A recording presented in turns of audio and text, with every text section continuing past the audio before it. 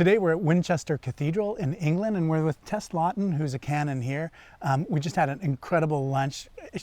Tess has a wonderful energy that I've noticed from watching you online, actually. Thank you. Yeah, it's funny, and in person you're even better. That's really nice to hear. One of the questions we ask at Grace Cathedral all the time is, if you had a Gothic cathedral in the heart of Silicon Valley, what would you do with it? Isn't that an interesting question? That's a really interesting question. So what do you do with a cathedral in the modern world? Yeah.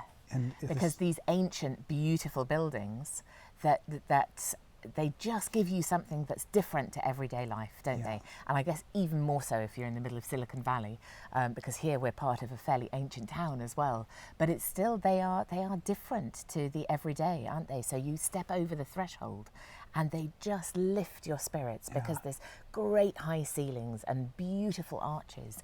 And I just think still it lifts the soul up to God. Yeah, I mean, when we were having lunch, you talked about children going into the cathedral. That was me as a boy. I remember that. So when I see kids doing that, I know exactly what it feels like. I was, Cathedral at work. Cathedral at work. I was saying that when you get small children coming into the cathedral and they are the ones who kind of make the noises, you know, the noises that all the rest of us want to make, you just want to go, wow, look at this. And I think the beauty of it, and that architecture can do that, is that it lifts you out of yourself. It takes you to somewhere different. It makes you see yourself in perspective. And we were talking about those great photographs from the telescope whose name I've now forgotten.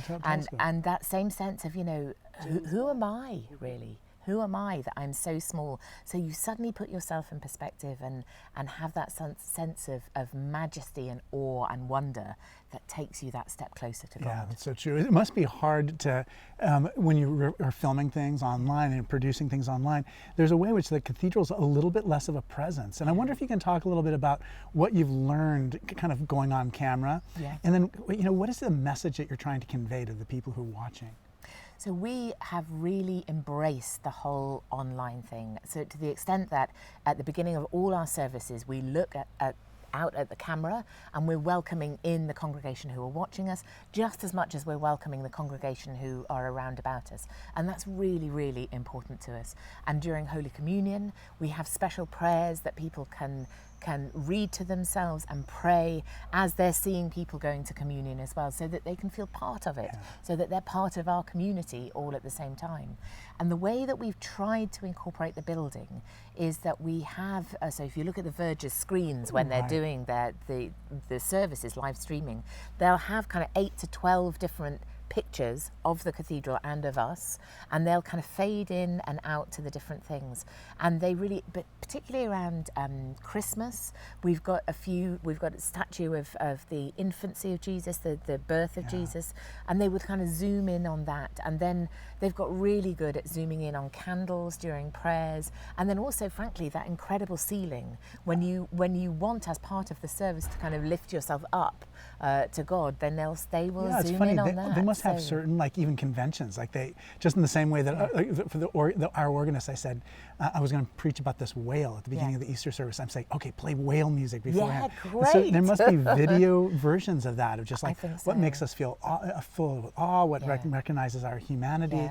Well, the interesting thing about when we're in a service is that we, if we're in a service watching the clergy and everything else that's going on, we don't just sit there and look at one member of the clergy. Yeah, right, exactly. You know, that doesn't Completely. happen. We're kind of like, la, la, la, yeah, right, la, exactly. La, la. And that's why we've had stained glass windows over the years, you know, so that people could just look at the stuff around them. So I think that what our Verges are trying to do is to give a sense of the building and to everybody outside, to allow them almost to kind of, you know, wander, as it were, in the presence of God. Yeah, that's so great. And so there's part of it is showing what's happening in the cathedral on Sunday mornings. But then you're also creating content that's especially for online. And I wonder if you can talk a little bit about what your message is for that. Like, when you make a weekly video, what is your hope that people are going to receive in hearing you? So we spend quite a lot of time thinking about what the shape of the liturgical year.